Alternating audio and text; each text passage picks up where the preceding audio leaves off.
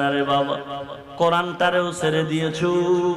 ফজরের পরে মক্তব নাই, ঘরের মধ্যে কোরআনের আওয়াজ নেই, নামাজের খবর নাই। অনেক সময় নির্লজ্জ বাবা বিছানায় ঘুমায়, সন্তান গিয়া মসজিদে নামাজ পড়ে। আছে না নাই? কোরআনেও ছেড়ে দিয়েছো।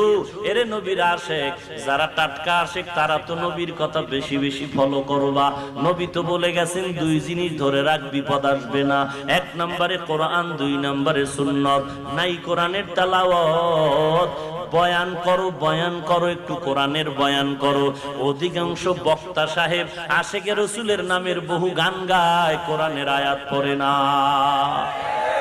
ওয়ালা তামুতুন্না ইল্লা ওয়া আনতুম মুসলিমুন। মুসলমান না হয় কবরে আসবি না ফিডা।